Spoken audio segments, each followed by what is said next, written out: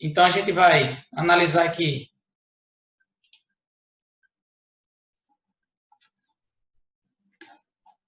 Deixa eu só passar para a turma. Beleza, aqui. Então, a gente tem o seguinte, a gente vai analisar os processos de separação de mistura.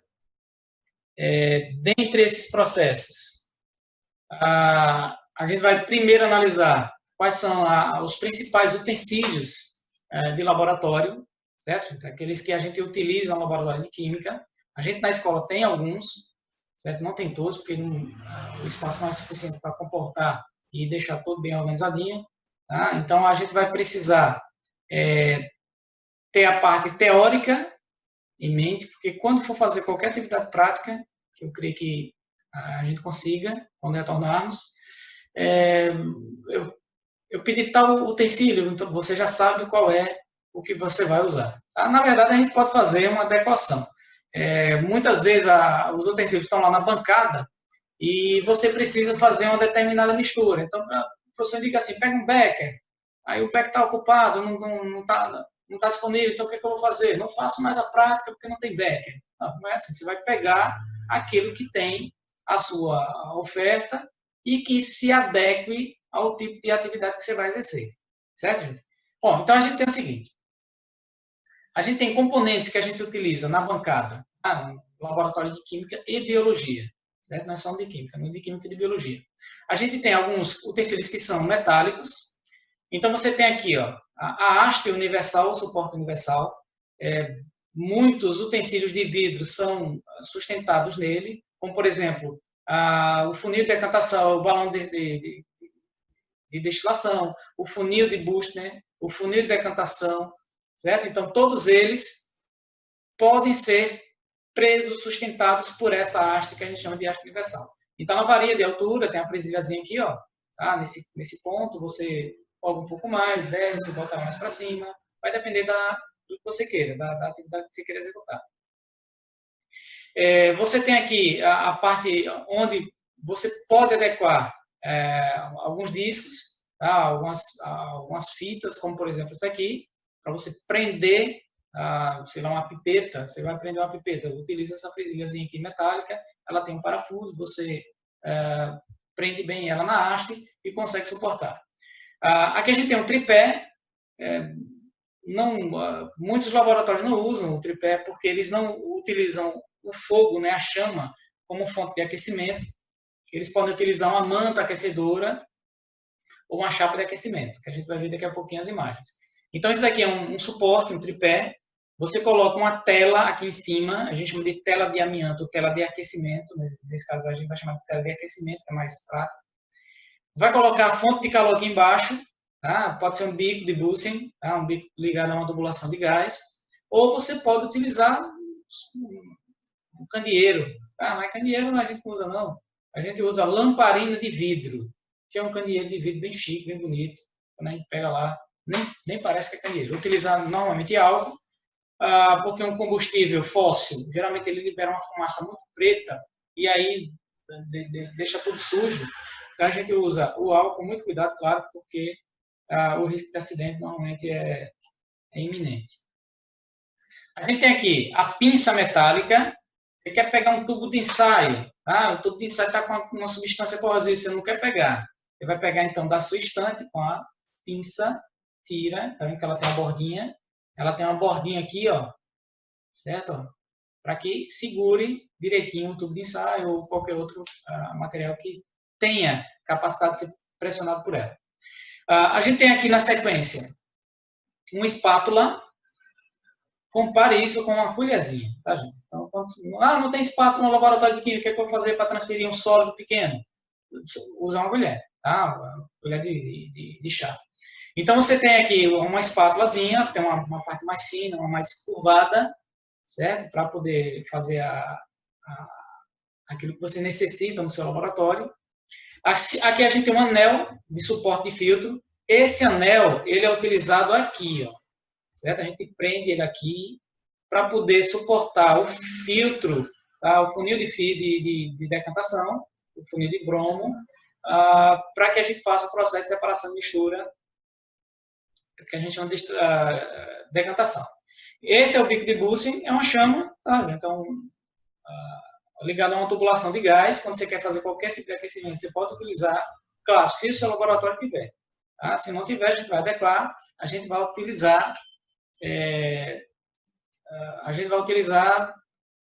qualquer outra fonte de calor que esteja disponível no laboratório da gente. Bom, existem outros utensílios, eles são mais delicados, tá? Porque é de porcelana, então pode quebrar com facilidade. Então a gente tem aqui, parece uma panelinha, né, gente? Tem um vaso, uma tampa, a gente chama de cadinho. Tá? Então, não tem cadinho, o que é que eu vou fazer? Você pode pegar um outro utensílio que se assemelha a ele, que tem a tampa. Porque às vezes algum tipo de reação química que você quer fazer, você quer deixar ela em abafada. Tá? Então você precisa colocar uma tampa. Se não tem, você adequa. Tá? Quebrei a tampa. Você pode botar uma cápsula de porcelana sobre ele que vai ajudar. Não vai ser a mesma coisa, mas ajuda. Então, esses dois aqui, geralmente misturas que apresentam o estado líquido. Esse daqui, gente, para quem conhece, a gente tinha lá o pilão e a mão de pilão, lá no sítio. Tá? A gente tem a mesma função aqui, é quando você quer amassar alguma coisa. Então, você tem o pistilo, certo? Que é esse bastãozinho aqui, que é uma ponta arredondada. Você vai, aperta para triturar. Então, por exemplo, lá na biologia a gente faz o processo de extração de DNA de frutas. No caso, a gente utiliza muito a banana, que é mais fácil fazer. Então, uma das etapas é macerar a banana. Então, não tem um pistilo. Pega a colher e aperta. Fica um pouco mais difícil, tá? Fica mais incômodo, mas você consegue fazer. Mas, no geral, você pode utilizar outros utensílios para adaptar. Mas esse está especificamente para amassar. O triângulo de porcelana também é utilizado normalmente na forma para aquecimento, suporte de materiais para aquecimento. Bom, e aí a gente tem o que mais chama atenção nos laboratórios, quando você vê assim, tem um cientista. O cientista, o cara está lá de jaleco, geralmente ele está pegando um tecido de vidro, derramando o líquido dentro do recipiente. Então, cada recipientezinho desse tem uma definição, tem um nome. Tá? A gente tem alguns aqui. Esse funil de Buchner, gente, ele está aqui, está no lugar errado, tá, gente? Porque ele é de porcelana. Tá? Então, você tem aqui o balão volumétrico. Esse balão volumétrico, ele tem um volume definido para você armazenar um líquido. Uma tampinha você pode deixar lá de guardadinho aqui. Então, está aqui, ó, a parte verde representa o líquido. Então, ele é mais comprido. Então, aqui você coloca 100 ml, 50 ml, tem um valor definido. Não tem milimetração nesse balão. Tá? Bom, você tem aqui o quitazato. Esse quitazato é meio triangulado nele, mas tem uma saidinha aqui, tá vendo? Tem uma entrada e aqui uma saída. O que é que se coloca nessa partezinha daqui? Uma mangueira ligada a uma bomba de vácuo. Ela vai puxar o ar daí de dentro. Bom, só que ela não vai puxar o ar daqui de dentro, né, gente? Ela vai puxar o ar, como aqui de fora vai estar aberto, o ar ele vai entrar por aqui. No que ele entra, ele vai puxar o material e o ar vai sair para filtrar. Então, a gente vai chamar de filtração a vácuo, certo, gente? Então, essa daí é uma dos mecanismos de separação de mistura heterogênea. Esse aqui, bem bonitinho, tá naquelas lojas de perfumaria, vocês encontram sempre eles à mostra, né? Então, é um funil de decantação, funil de bromo. Aqui, geralmente, você coloca líquidos que apresentam densidades diferentes. Mais denso fica embaixo, menos denso fica em cima. Você tem uma torneira. Essa torneira, você vai abrir em determinado momento, você vai abrir. O líquido de maior densidade vai descendo. Quando chega no limite que você quer, fecha a torneira. Pronto, parou. E aí você encerra o processo de separação. Tá? Então, o funil de decantação, o funil de bromo. O funil de Buchner, ele é colocado aqui, ó, certo? Ele é utilizado na filtração a vácuo. Ele não é totalmente aberto, tem uma camada aqui porosa, onde você coloca o sólido e o filtro, tá? Para segurar, e aí faz a absorção dele a vácuo. Isso é um funil comum, tá? Você pode ter ele em vidro, Desculpa. Mas se você não tiver o vidro, ou ele em vidro, você pode utilizar um de plástico. É um filtro normal, tá? Ou, desculpa, um funil normal. Esse daqui é uma proveta quando você quer armazenar determinados volumes e transferir volumes. Tá? Você pega um líquido, deixa lá, a solução está em descanso, aí depois você vai fazer a transferência. Se você pegar um outro recipiente, ou seja, com esse aspecto, com essa basezinha aqui para suportar, ela pode cair. Então, deixa ele lá sustentado, medir direitinho o que você queria, o volume de 50 ml, de 100 ml, de 75, de 25, vai depender do que você tenha. Você pega esse recipiente e transfere esse recipiente para colocar o líquido em outro lugar, certo? Durante algum tempo, o processo de fecundação in vitro, os bebês ficavam numa tubulação dessa, né? Então, por isso que antigamente o pessoal chamava de bebê de proveta. É antigo, tá, gente? É do meu tempo, não se preocupe com isso. Aqui a gente tem alguns utensílios de transferência de líquidos. Então, você tem aqui a pipeta, tá, gente? Aqui é a extremidade onde o líquido vai entrar e aqui é onde vai puxar o ar, certo? Não se recomenda puxar o ar com a boca, né? Você coloca lá, fazer aspirar o ar daqui de dentro, porque se for um líquido corrosivo, um líquido tóxico, tá, que prejudica você, você pode absorver e isso aí não é legal. Por isso que a gente usa uma pera, a pera da pipeta, para poder fazer esse mecanismo de retirada de ar, liberação de líquido, sem precisar tocar na mão ou tocar a boca nesse utensílio. Essa outra pipeta, nesse exemplo daqui, ela é uma pipeta também que precisa de sucção. As atuais, normalmente, elas não são de vidro, tá? Elas são de plástico. Você aperta até determinado valor, até determinado limite, ela entra uma quantidade de líquido. E é o valor máximo que ela pode entrar. Certo? Então, por isso que a gente chama de pipeta volumétrica. Ela só tem um volume para poder fazer a transferência. Essa aqui é milimetrada. Não dá para perceber bem aqui, mas ela tem uns tracinhos. Ela é milimetrada. Então, você pode ir definindo o volume que você quer com o passar do tempo. Escorre um pouquinho, tá? É o que você quer, beleza. Não é o que você quer, deixa sair um pouquinho mais. A gente tem aqui a pipeta graduada, certo? E a pipeta volumétrica. Isso daqui a gente chama de bureta. Para que seria isso? Para escoamento de líquido. Tá vendo? Tem uma torneirinha aqui embaixo também. Tá? Lá embaixo tem uma torneirinha. Então, o que você faz aqui? Você coloca ela numa haste universal, naquele suporte universal, coloca o líquido e faz a transferência desse líquido. Então, aqui a gente tem a bureta, o condensador.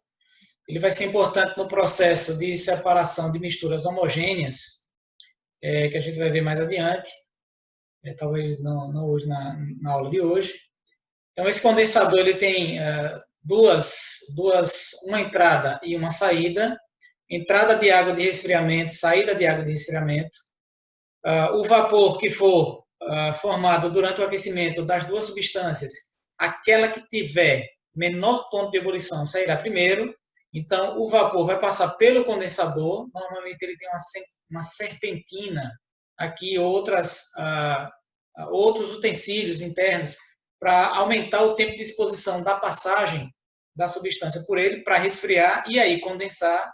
Então, o condensador vai servir para isso, para fazer com que o vapor passe para o estado líquido. A gente tem aqui uma presilha, uma pinça de madeira. Normalmente, quando você vai pegar qualquer substância, principalmente tubos de ensaio, para segurá-los sobre um determinado suporte, você pode prender com essa pinça de madeira. Aqui a gente tem a estante para tubos de ensaio. Essa estante aqui, a gente está vendo aqui, ó, ela pode ser de madeira, ela pode ser de plástico, ela pode ser de metal. Normalmente a gente utiliza metal, tá? Mas ultimamente a gente encontra muito de plástico, mas também algumas mais chamativas e elegantes, tá? Elas são de madeira. O problema da madeira é que, como tem líquido, pode provocar inchaço da madeira e estragar o material. Bom, o que a gente está vendo aqui nessa imagem é um balão de fundo redondo, tá? E uma manta aquecedora para ferver o material, para aquecer o material. A gente pode utilizar o bico de Bunsen, pode utilizar a lamparina de vidro, tá? Que são fontes de calor com combustão, ou a gente pode utilizar esse aparelho elétrico aqui, especificamente para suporte de materiais como esse, tá? Com o balão de fundo redondo.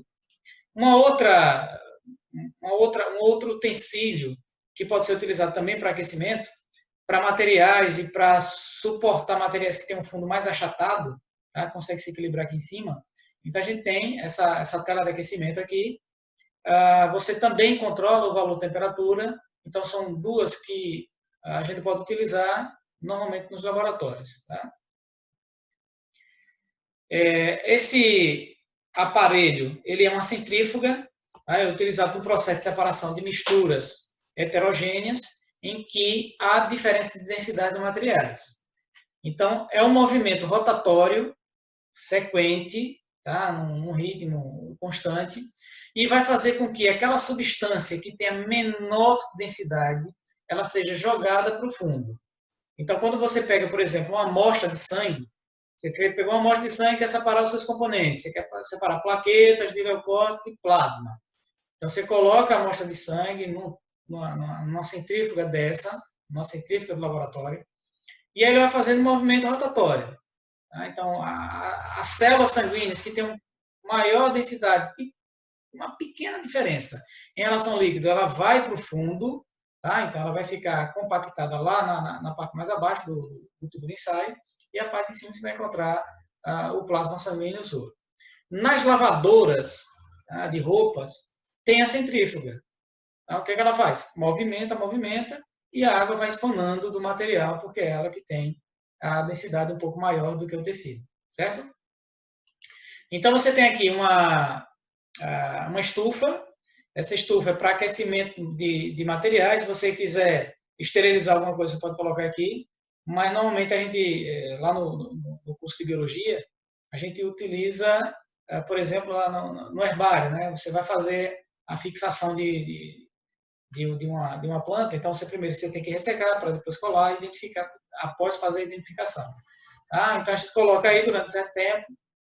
Se você não tem isso daí, como é que eu vou fazer? Você pode fazer uma estufa simples. Você pega uma caixa de papelão e coloca uma lâmpada incandescente dentro dela, com conexão bem organizada, para poder não provocar uma combustão. Aquecimento demais pode provocar uma combustão, no papelão, na madeira. Então, a gente pode utilizar papelão, pode utilizar madeira, que são isolantes térmicos. Tá? Então, você vai aquecer, só que, nesse caso, você não tem um valor fixo de temperatura controlado. E no caso da estufa, você controla esse valor. Tá? O pessoal que trabalha com utensílios de corte, tá? Manicure e tal, elas têm uma estufazinha pequenininha, claro que é só para o aparelho dela. Essa daí é para suportar estruturas maiores. Talvez essa imagem não fique legal para vocês, porque eu procurei uma legal, mas não consegui identificar. Então, você tem aqui os utensílios, não em figura, mas em foto.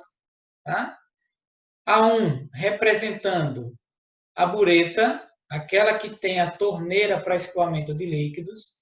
Você tem aqui o funil de decantação, funil de bromo, com a torneirazinha também para que o líquido de maior densidade decante, caia e saia por essa região. Você tem aqui o balão de fundo redondo, tá? Utilizado, por exemplo, naquela manta aquecedora. Aqui o balão de destilação, porque ele tem uma saída para que o vapor formado ele se encaminhe para o condensador, que é esse set aqui, ó, condensador. Aqui em cima você coloca ou uma tampinha, uma rolha, ou você anexa um termômetro se você quiser controlar a temperatura da substância, tá? A temperatura de fervura, a temperatura de aquecimento. Esse número 11 aqui é o funil, tá? A bureta, que é o número 12. O 5 ele é um balão de fundo chato. Então, por exemplo, se você fez uma mistura, precisou de movimentação, mas precisa ficar armazenado durante certo tempo, o ideal é, claro, esse daí de fundo chato, que ele vai ficar bem equilibrado na bancada. O Erlenmeyer, certo, gente? Está aqui o Erlenmeyerzinho, de pequeno porte. Mas aqui um outro funil, o funil de bromo. Então, você tem aqui o Becker, certo? De seus tamanhos.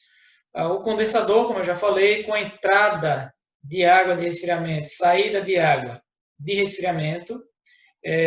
quando o vapor está passando por ele, ele precisa ser resfriado para baixar a temperatura e aí condensar. Então, a água entra por baixo, cobre a serpentina, a tubulação por onde o vapor está passando, resfriando essa região, e aí ocorre a condensação. Você tem aqui a número 8. É um tubo de ensaio, tá? Não dá nem para perceber direito que é ele. E aqui você tem um bastão de vidro. Esse bastão de vidro, gente, a gente utiliza para fazer a transferência de líquidos por meio de escoamento. Coloca aqui, o líquido escoa pelo bastão de vidro até chegar no recipiente que você quer. O número 9, a gente chama de vidro de relógio. Se a gente não tiver no laboratório um vidro de relógio, utilize um pires, semelhante. A gente pode adaptar quando não tiver condições de ter todos os materiais ao seu alcance. Então, para que ele serve? Ele serve para você fazer medida de massa. Você coloca o soluto, um sólido, nesse vidro de relógio e aí coloca ele lá na balança para poder fazer ou armazenamento, ou transferência, ou medida de massa. Tá, gente? Depende do objetivo do seu trabalho. Aqui a gente mostra a bancada, ou a grade para tubos de ensaio, nesse caso é uma grade de madeira. Essa primeira parte aqui você coloca os recipientes, os tubos de ensaio, quando eles estiverem contidos com líquidos, contendo líquidos, ou quando você quer fazer com que ele enxugue, lavou direitinho, quer que ele escoe para ficar sequinho, então coloca ele aqui de boca para baixo. Certo, gente? Para escoamento. É bem prático esse daqui. É de madeira, não é muito comum a gente encontrar nos laboratórios. Aqui a gente tem um conjunto de beckers. Esse conjunto de beckers é para a gente perceber que tem variações de tamanho. Para que serve? Para mistura de solução, para transferência de solução, para medidas imprecisas, porque não tem valor milimetrado nem precisão da transferência. Mas eu quero aproximadamente 50 ml.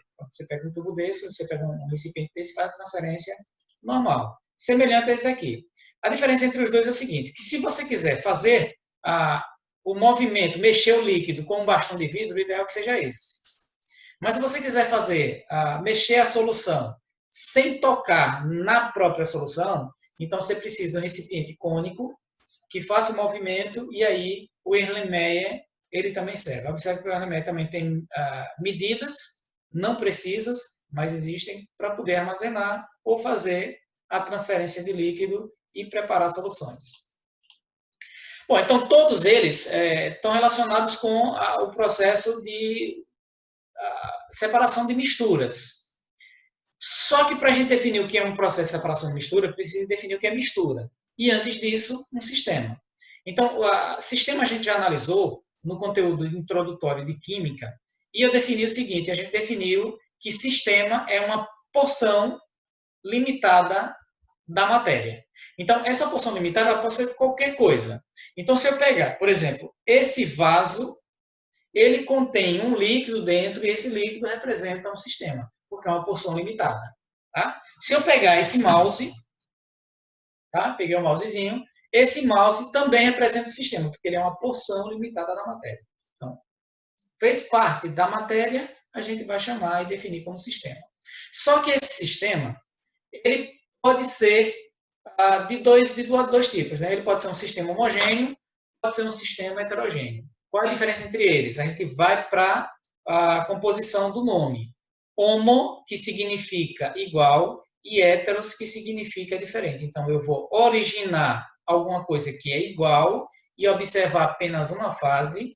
Eu vou originar algo que é diferente. E, nesse caso, eu vou perceber duas ou mais fases nesse sistema. Bom, para que a gente considere o sistema, então vamos analisar o sistema heterogêneo primeiro. Está aí, tá no esqueminha. O que seria um sistema heterogêneo? São aqueles em que vemos duas ou mais fases. Então, se eu observar duas substâncias, esse sistema é heterogêneo. Se eu observar apenas a existência de uma, eu não consigo visualizar outra, aí trata-se de uma solução, de um sistema homogêneo, de uma substância pura, de um sistema homogêneo, para definir melhor. Então, você tem aqui, são aqueles em que vemos duas ou mais fases, e pode conter uma ou mais substâncias. Então, ele pode ser uma substância pura, mas tem uma condição para isso. A substância tem que estar em fases diferentes de agregação. Ou ele pode ser uma mistura. Então, pode ser uma substância pura, pode ser uma mistura. Para ser uma substância pura, lembre, tem que ter 2 estados físicos, sólido e líquido, por exemplo. Para ser uma mistura, tem que ter 2 ou mais substâncias distintas. Então, a gente tem o seguinte aqui, ó. Qual é o erro que tem nessa sequência que eu montei? Não foi proposital, foi sem querer. Mas, mesmo assim, a gente avalia. Podem ser monofásico. Pode ser monofásico, turma? Poxa, está errado isso aqui, né? Então, você tem o seguinte. Sistema heterogêneo, ele não pode ser monofásico. Monofásico é homogêneo, porque vem uma fase só. Então, ele pode ser bifásico. Desconsiderem isso, tá, gente? Foi um erro do slide, tá? Para não parar para corrigir, então a gente vai fazer essa correção aqui. Bifásico, quando tem 2 fases, trifásico, quando tem 3, e quando tem mais de 4, a gente vai chamar de polifásico para dar menos trabalho. Um sistema heterogêneo, ele pode ser tanto uma substância pura, em diferentes fases de agregação, que eu já falei para vocês, e uma mistura heterogênea ou uma suspensão. Essa suspensão ela pode ser entre 2 líquidos, como o óleo e a água. Ela pode ser entre sólidos, como o feijão e o arroz, misturados. E ela pode ser entre sólidos e líquidos, como a água e a areia. Certo? Água e ferro. Então, limalha de ferro, por exemplo. Então, todos esses aí podem ser representar misturas heterogêneas. Lembrando que pode ser a substância pura, pode ser a mistura. O sistema homogêneo, a gente só vai ver uma fase. Esse sim é que é monofásico. Tá? Aqui sim. Então, só vê uma fase, só vê uma das substâncias. Ele pode ser uma substância pura, mas desde que ela apresente apenas um estado físico. Ou ela só sólida, ou ela só líquida, ou ela só gasosa. Tá, gente? É a substância pura. Ou ela pode ser uma mistura, nesse caso a gente vai chamar de mistura homogênea, porque vai constituir o que a gente chama de solução. Então, a mistura homogênea ela pode ser entre líquidos, álcool e água, entre sólidos, o aço inox, tá, que é uma liga metálica. Você tem gases como o ar atmosférico. Pode ser entre sólidos e líquidos, quando você coloca a água e o sal, ou a água e o açúcar, ou os 3, para formar o soro caseiro, ou entre gases líquidos. Então, por que os peixes conseguem respirar? Eles pegam o oxigênio da água, mas não que está presente na molécula de água. Ele está dissolvido na água. Então, a gente diz que ele tem na água oxigênio e que as brânquias fazem o processo de absorção por difusão.